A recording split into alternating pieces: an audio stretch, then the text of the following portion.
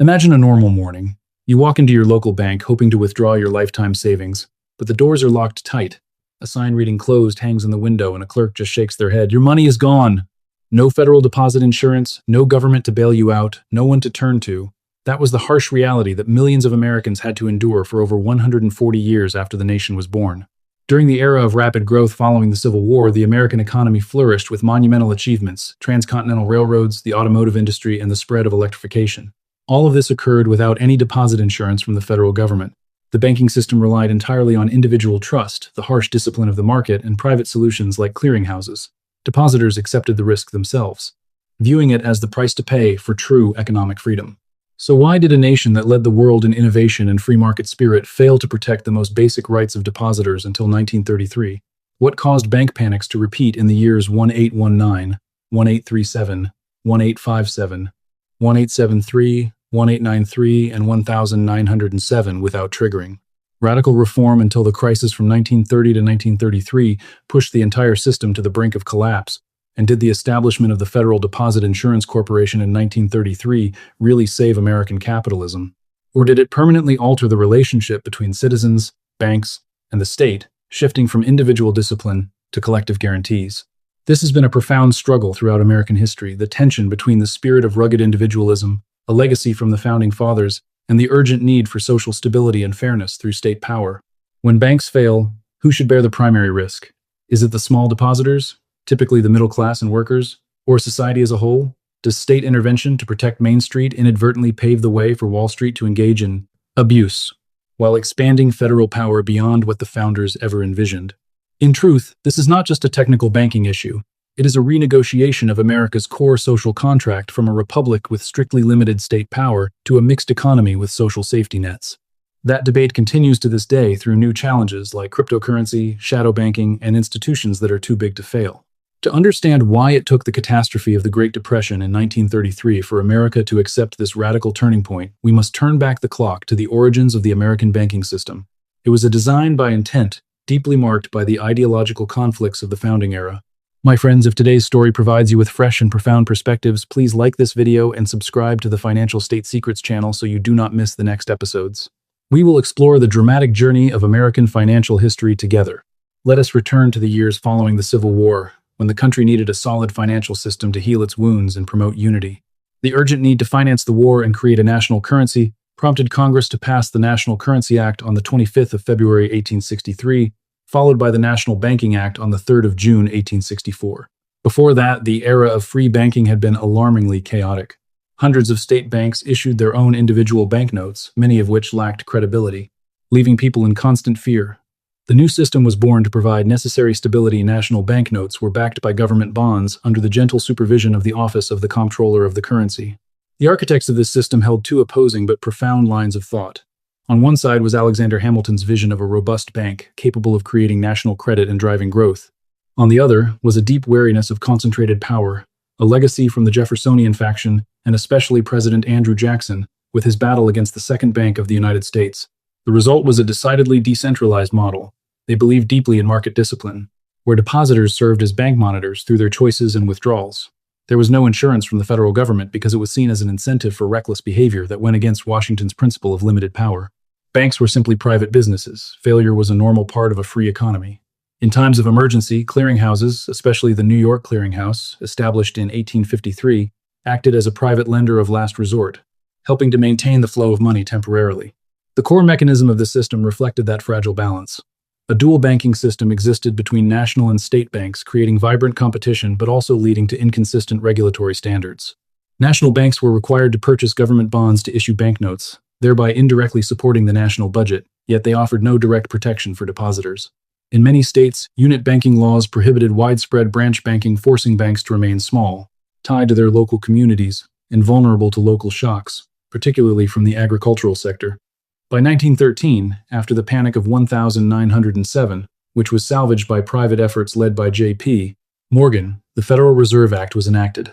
The Fed was born as a decentralized central bank intended to provide an elastic currency and rediscount loans based on the principle of actual commercial paper. The goal was to prevent liquidity crises, but the Fed only supported member banks and provided absolutely no deposit insurance. This design was not accidental. It was the product of deep concern over a money trust, a problem thoroughly investigated by the Pujo Committee after 1907, along with the progressive spirit of reform that sought to curb excessive financial power.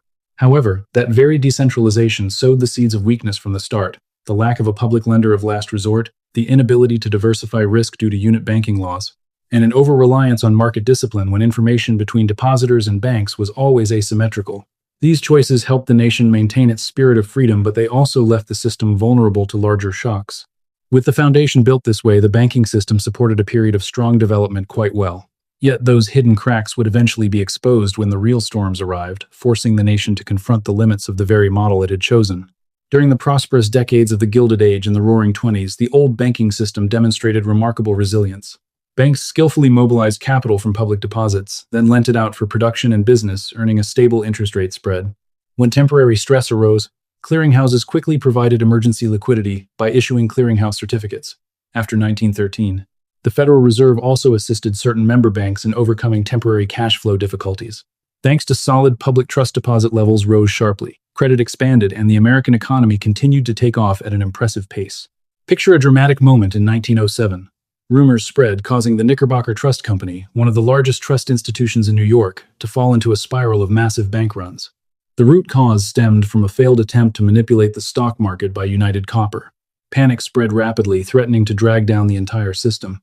At this point, J.P. Morgan took decisive action.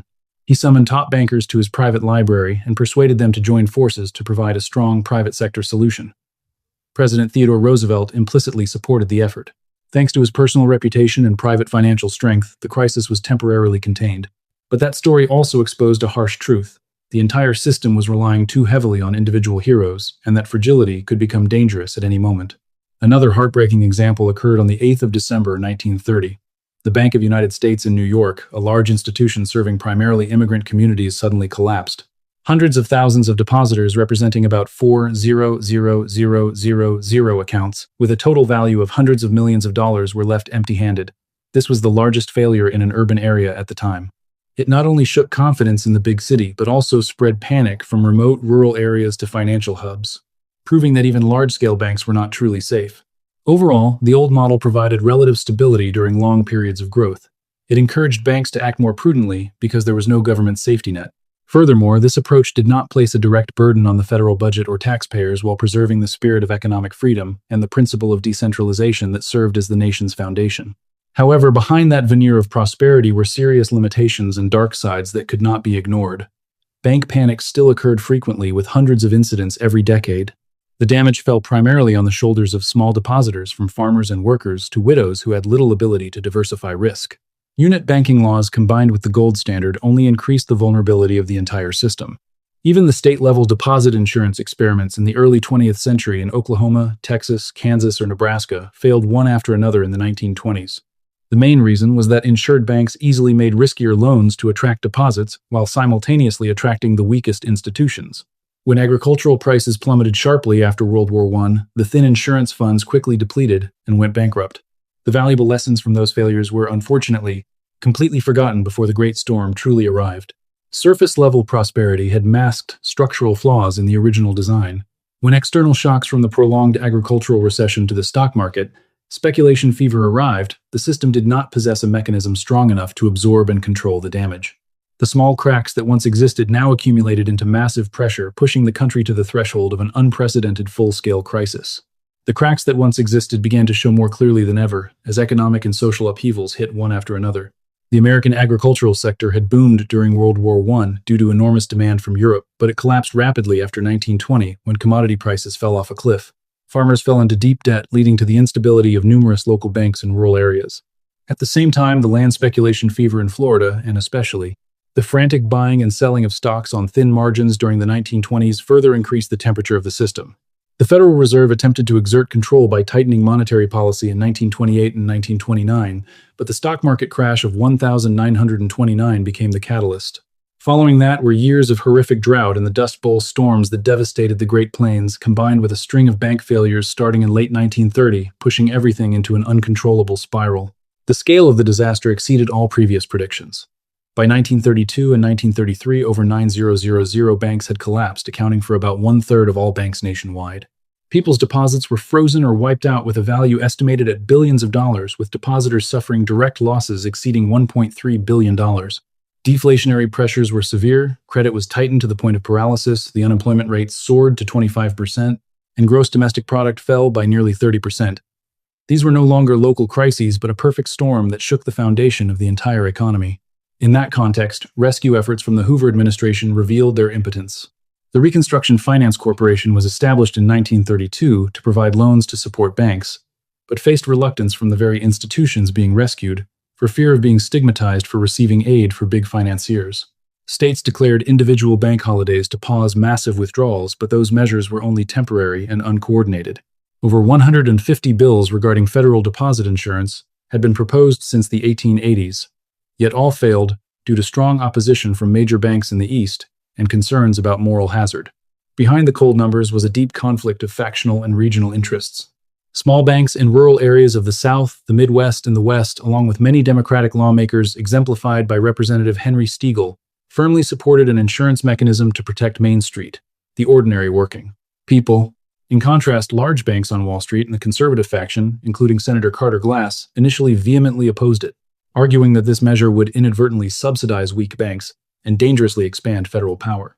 This confrontation was not only a dispute between the federal government and the states, but also reflected the ideological conflict between the spirit of pure market freedom and populism aimed at protecting small depositors. By early March 1933, the entire system was almost completely paralyzed. A series of states ordered banks to close or strictly limited withdrawals. People panicked, hoarding gold and cash at home, pushing confidence in both the banking system and the government to an unprecedented low. This was no longer just a financial crisis. It had become a profound crisis of confidence in the fundamental institutions of the United States. By this time, pure market discipline had revealed its fatal limits. Asymmetric information meant depositors could not properly assess the health of a bank, while the domino effect spread at a dizzying speed. The core question, who should bear the risk, was no longer a theoretical debate, but had become a harsh reality threatening the entire social foundation. With the financial system almost completely collapsed, America now needed a decisive turning point. And Franklin D. Roosevelt delivered exactly that in the very first days after he took office. When Franklin D. Roosevelt was sworn in as president on the 4th of March 1933, the country was sinking into deep despair. Tens of millions of Americans listened to his historic inaugural address, where he affirmed a simple but powerful truth: the only thing we have to fear is fear itself. At that time, most banks across the nation had been closed, or were strictly limiting withdrawals. In fact, 37 states had already implemented emergency measures before Inauguration Day, leaving the financial system almost completely paralyzed. Over the next few days, the president acted with unprecedented speed and determination. He quickly signed Proclamation 2039, declaring a national bank holiday. The entire banking system temporarily ceased operations for the first 4 days. Daily life changed overnight. Many communities had to use temporary scrip issued by local authorities or even reverted to bartering. The air was thick with tension, but it also opened the door for a profound change. On March 9, Congress convened an extraordinary emergency session that lasted only a few hours. They passed the Emergency Banking Act with near unanimous support. This act granted the President and the Treasury Department vast powers to conduct a thorough audit of all banks, to allow healthy institutions to resume operations, and to authorize the Federal Reserve to issue emergency currency backed by sound assets. Then, on the evening of March 12, Franklin D. Roosevelt made a stroke of genius. Through the first Fireside Chat radio program, he spoke directly to tens of millions of listeners as if they were sitting right in their living rooms. With a warm, clear voice, he explained the situation simply and sincerely. It is safer to keep your money in a reopened bank than under the mattress. It was a masterpiece of communication, skillfully restoring confidence through the leader's transparency and approachability. The results were spectacular. From March 13 to March 15, banks deemed sound began to reopen, according to regional schedules. Instead of panicked crowds rushing to withdraw money, people lined up to deposit their money back into the system. The volume of deposits flowing back into the system surged in just a few short days. Why was this measure so successful? The crisis from 1930 to 1933 was of an unprecedented scale, making even old tools like clearinghouses or the Federal Reserve completely powerless. The bank holiday was not merely a temporary pause. It was a total system reset, ending the dangerous domino effect, providing necessary time for transparent audits, and allowing personal leadership combined with skillful communication to shift collective psychology rapidly. The immediate consequences were crystal clear. The banking system quickly stabilized, paving the way for important long-term reforms like the Glass-Steagall Act. Nevertheless, thousands of weak banks were permanently eliminated, and the power of the federal government was strengthened more than ever before. With the initial success of the bank holiday and the Emergency Banking Act, America was ready for permanent change. The establishment of the Federal Deposit Insurance Corporation just a few months later would mark a new chapter in the nation's financial history. With the initial success of the bank holiday and the Emergency Act, America was prepared to accept deeper, long-lasting changes. The Federal Deposit Insurance Corporation officially began temporary operations on the 1st of January 1934. The initial coverage limit was $2,500 per depositor at a bank, which was then quickly raised to $5,000 within the same year. Initial capital was raised from the Treasury and 12 Federal Reserve banks, and later relied primarily on premiums paid by participating banks. Today, this organization protects trillions of dollars in deposits. The Banking Act of 1935 turned the FDIC into a permanent part of the national financial system. The following decades saw a distinct transformation. During the post-war era, the economy maintained high stability with very duplique failures. However, by the 1980s, the savings and loan crisis erupted, forcing taxpayers to bear costs of approximately $124 billion. In 2008, the government was forced to intervene aggressively through the Troubled Asset Relief Program and temporarily extended unlimited insurance for certain account types. By 2023, the collapse of Silicon Valley Bank once again reminded us that uninsured deposits could still trigger mass withdrawals. The government had to protect all funds to prevent contagion. The current insurance limit is $2,500,000 per depositor. Looking back, we clearly see the differences between the two models. The old system possessed significant advantages. Market discipline functioned strongly. Losses were primarily borne by the private sector, and federal power was kept at a limited level. Conversely, its drawbacks were also very clear. Bank panics occurred frequently, losses were concentrated on small depositors, worsening economic recessions, and increasing social inequality. The new system brought superior benefits. Bank runs and panics decreased dramatically to the point that from 1934 onwards, no depositor has ever lost a penny of their insured funds. Ordinary people were better protected, helping to create a stable foundation for long-term economic development. Yet this model also had its trade-offs. It inadvertently encouraged moral hazard when banks knew there was a safety net behind them. The issue of institutions that are too big to fail emerged clearly. The state apparatus and federal regulatory system expanded significantly, and during major crises, the ultimate burden can still shift to the taxpayers. This transformation has profoundly changed the relationship between the citizen and the state. Before 1933, every individual was expected to protect themselves through careful bank selection and market monitoring. After 1933, the state became the ultimate guarantor for the basic safety of savings deposits. This was an expansion of the social contract in the spirit of the New Deal. Power shifted from the free market and private solutions to the center of power in Washington. Citizens were more protected, but also more dependent on the competence and integrity of the government. It was a shift from a republic emphasizing individual responsibility to a mixed economy where basic financial security became the shared responsibility of the entire society. These changes are not just a story of the past. They remind us that every institutional design carries with it choices and trade-offs, and maintaining that balance requires constant vigilance from every citizen. The story of the journey of deposit insurance in the United States is not just a history of numbers and laws. It is a vivid testament that financial institutions are the product of deliberate human choices, deeply reflecting philosophies on power, risk, and social justice. Each time a crisis erupts, it forces society to sit down and renegotiate its core social contract. The fact that the United States had to wait until 1933 to accept radical change revealed the inertia of ideology and group interests. But at the same time, it also confirmed a profound truth. When trust collapses completely, even the freest nation in the world is willing to grant more power to the state to save order and stability. Viewed in a balanced way, the Federal Deposit Insurance Corporation has achieved significant results. It created a level of stability unprecedented in American banking history, protecting millions of ordinary depositors and contributing, importantly, to post-war prosperity. Thanks to this, confidence in the financial system was strengthened, becoming the foundation for sustainable growth. However, one cannot deny the downsides. The FDIC did not completely eliminate systemic risk, but only transferred part of the burden from individuals in the market to the role of the state and the institutions that are too big to fail. Moral hazard and the expansion of federal power are the prices to pay, as we have witnessed through the savings and loan crisis of the 1980s, the great financial crisis of 2008, or the Silicon Valley Bank event of Canaskead, Lansailing Arshasan. Recent events continue to remind us of old lessons. The collapse of Silicon Valley Bank in 2023 shows that even with the FDIC, uninsured deposits can still trigger mass withdrawals and force the government to intervene urgently. Contemporary debates regarding regulations on cryptocurrency, shadow banking, or current insurance caps are all clear echoes of the discussions from 1933, how to balance the freedom to innovate with the essential need to protect the CAs. Public interest. The history of deposit insurance in the United States teaches us a profound lesson. Economic freedom and social stability are not polar opposites, but a fragile balance that must be continuously negotiated through each generation. We cannot return to the world before 1933, where small depositors had to bear all the risk alone. But we should also not forget that every safety net comes with its own costs and responsibilities. As responsible citizens, we need to clearly understand this historical journey to continue demanding transparency, accountability, and increasingly wiser institutional designs.